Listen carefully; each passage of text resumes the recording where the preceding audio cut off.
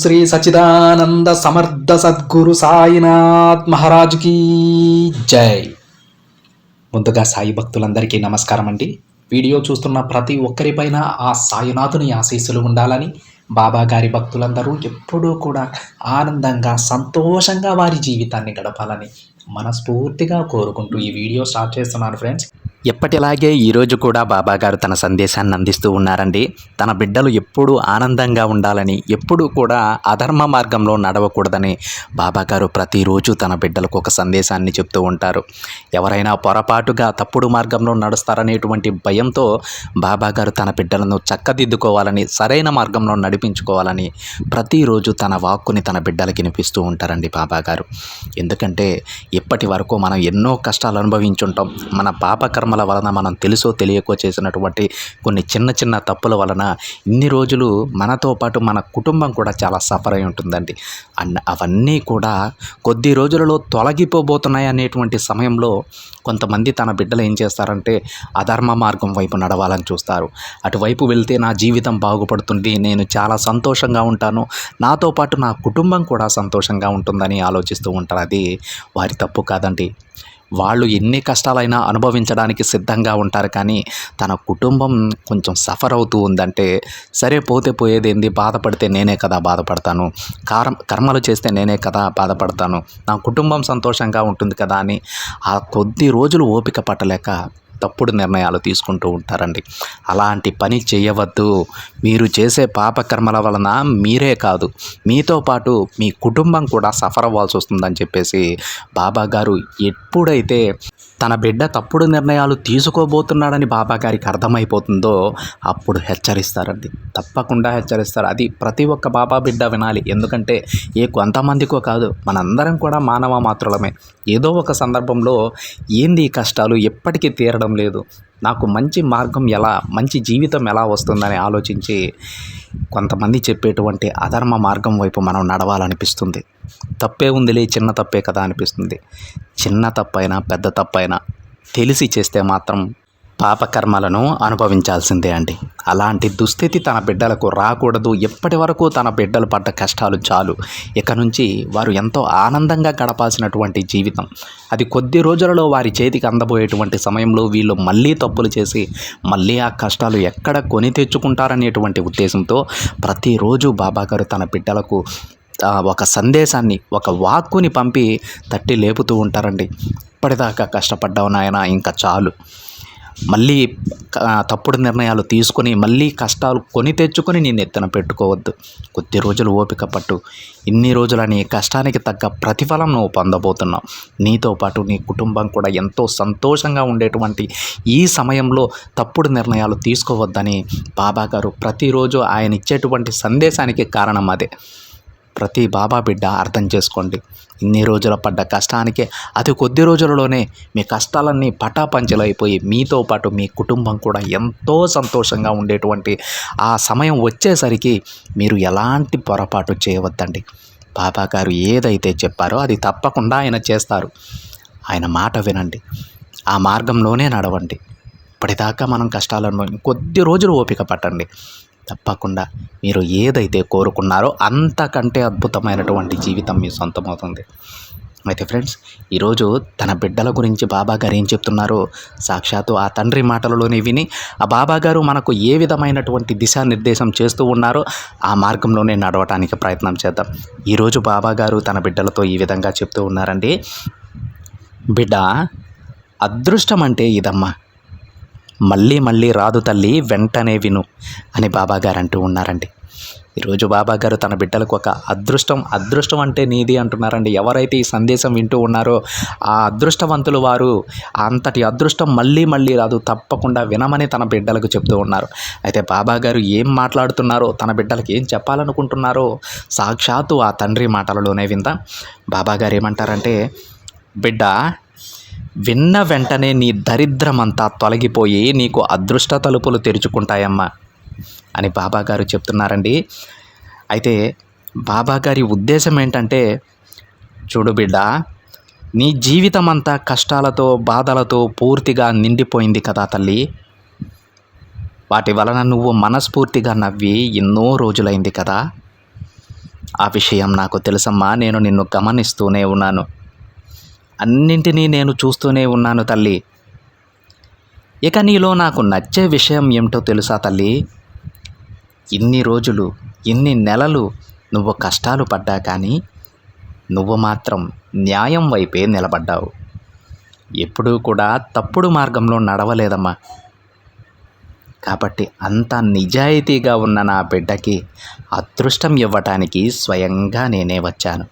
నా బిడ్డలకు ఉండాల్సిన లక్షణాలన్నీ నీకు ఉన్నాయి కాబట్టి నువ్వు నా భక్తునిగా మారి శ్రద్ధ సబూరితో ఉండగలుగుతున్నావు తల్లి అని బాబాగారు చెప్తూ ఉన్నారండి. అంటే ఇంతకు ముందే మనం ఒక సందేశంలో బాబాగారు చెప్తే విన్నామండి. మనకు మనం అనుకుంటే మనం బాబాగారి భక్తులుగా మారం. బాబాగారు అనుకుంటేనే మనల్ని తన భక్తులుగా మార్చుకుంటారు. ఈ బిడ్డ నాకు భక్తునిగా అవ్వాలి, తన జీవితం నేను రాసింది, నేను పంపింది, అందుకని ఆ బిడ్డ నాకు భక్తునిగా అవ్వాలని ఎప్పుడైతే బాబాగారు నిశ్చయించుకుంటారో మనకు తెలియకుండానే మనం బాబాగారి భక్తులుగా మారిపోతాం. ఈ విషయం మనం చాలా సందర్భాలలో చెప్పుకున్నాం. అదే ఈరోజు బాబాగారు అంటూ ఉన్నారు, బిడ్డ నీకు నా భక్తునికి ఉండవలసినటువంటి లక్షణాలన్నీ ఉన్నాయి కాబట్టే నా భక్తునిగా మారి శ్రద్ధ సబూరితో ఉండగలుగుతున్నావని. ఎంతో అదృష్టం కదా అండి. అయితే ఇంకా బాబాగారు ఈ విధంగా చెప్తూ ఉన్నారండి, చూడు తల్లి, నీకు ఎన్ని ఇబ్బందులు ఎదురైనా కానీ నా బాబా నాకు సాయం చేస్తారు అని నన్నే నమ్మావు కదా. ఆ నమ్మకాన్ని నేను ఈరోజు నిలబెట్టుకుంటానమ్మా. దిగులు పడకు తల్లి, నీ కష్టానికి తగ్గ ఫలితాన్ని అందిస్తాను. నువ్వు ఎప్పుడూ కూడా జరిగిపోయిన దాని గురించి అస్సలు ఆలోచించకు. రేపటి గురించి కూడా ఆలోచించకమ్మా. ఇప్పుడేం జరుగుతుందో దాని గురించి ఆలోచించు. నీ రోజుని ఆనందంగా ప్రారంభించు. తప్పకుండా నీకు ఆ రోజంతా మంచే జరుగుతుంది తల్లి అని బాబాగారు అంటూ ఉన్నారు. అయితే బాబాగారు ఈ వాక్యంలో తన ఉద్దేశం ఏంటంటే, జరిగిపోయిన దాని గురించి ఆలోచిస్తూ కూర్చుంటే ఎలాంటి ఉపయోగం ఉండదని, అదేవిధంగా జరగబోయేది మన చేతుల్లో లేదు, అదంతా బాబాగారు చూసుకుంటారు. మనం చేయాల్సిన పని ఏంటంటే, ప్రస్తుతం ఏం జరుగుతుందో ఈ క్షణాన్ని మనం ఆనందంగా గడపాలి, సంతోషంగా గడపాలి. అది ఎలా అంటే, ఇప్పుడు మనం ఏ పని చేస్తున్నామో దానిపైన శ్రద్ధ ఉంచాలి, పూర్తి మనసు దానిపైన పెట్టాలి. అప్పుడే ఏ పని చేసినా, ఎంత కష్టమైన పని చేసినా సరే మనం చాలా ఆనందంగా ఆ పనిని పూర్తి చేయగలం. అది బాబాగారి ఉద్దేశం. ఎప్పుడైతే మనం భవిష్యత్తు గురించో జరిగిపోయిన దాని గురించో ఆలోచిస్తూ మన పనులు చేస్తూ ఉంటామో అప్పుడు ఎలాంటి ఉపయోగం ఉండదండి. మనకు ఆ పని చాలా కష్టంగా అనిపిస్తూ ఉంటుంది. మనం చేయగలిగిన పనే కానీ మనకు కష్టంగా అనిపిస్తుంది. అలాంటి మనస్తత్వం మీకు ఉండకూడదు. ఈ క్షణం మీరు సంతోషంగా గడపండి. ఈ క్షణం పోతే మళ్ళీ తిరిగి రాదమ్మా. ప్రతి క్షణం ఆనందంగా ఉండాలి మీరు అని బాబాగారి ఉద్దేశం అండి. బాబాగారు తనకు చెప్పాలనుకుంటున్నటువంటి, తన బిడ్డలకు చెప్పాలనుకుంటున్నటువంటి మాట అది. బాబాగారు మరొక మాట కూడా మనకు చెప్పారండి, మీరు ఈ రోజుని ఆనందంగా సంతోషంగా ప్రారంభించండి. ఎందుకంటే ఎప్పుడైతే మీరు ఉత్సాహంగా మీ రోజును ప్రారంభిస్తారో ఆ రోజు విజయాలన్నీ మీవే అని బాబాగారు అంటూ ఉన్నారు. అది అక్షర సత్యం అండి. మనం ఎప్పుడైతే ఈ రోజంతా నాదే అని ఉత్సాహంగా మన రోజును ప్రారంభిస్తామో, నాకు నా తండ్రి తోడి ఉన్నాడు, ఎలాంటి పని తలపెట్టినా సరే నాకు ఈరోజు విజయం లభిస్తుంది అని నమ్మకంతో మనం రోజుని ప్రారంభిస్తామో ఆ రోజు 90% మనం ఏ పని ప్రారంభించినా అందులో విజయం సాధిస్తామండి.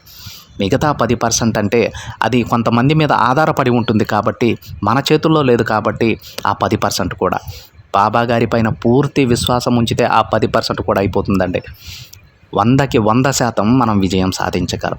అదే ఈరోజు బాబాగారు మీ రోజుని ఎలా అయితే మీరు ప్రారంభిస్తారో దానిపైనే మీ జీవితం ఆధారపడి ఉంటుంది. మీరు ఆ రోజు ఎలా గడపాలనేది ఆధారపడి ఉంటుందని బాబాగారు అంటూ ఉన్నారు. సో ఫ్రెండ్స్, మీరు ఎప్పుడైనా సరే నిద్ర లేవగానే బాబాగారిని చూసుకొని సంతోషంగా మీ రోజును ప్రారంభించండి. నిర్మలమైనటువంటి మనసుతో ఈరోజు నాకు ఏం జరిగినా సరే అన్ని విజయం నేను సాధిస్తాను, అన్ని పనుల్లో నేను విజయం సాధిస్తాను అనేటువంటి రెట్టింపు ఉత్సాహంతో మీరు ఆ రోజును ప్రారంభించండి. ఒక్కరోజు చేసి చూడండి ఫ్రెండ్స్, ఆ డిఫరెన్స్ ఏంటో మీకే అర్థమైపోతుంది. ఆ రోజు ఎంత ఆనందంగా మీరు గడిపారో ఖచ్చితంగా ఈ వీడియోలో అయితే కామెంట్ చేయండి.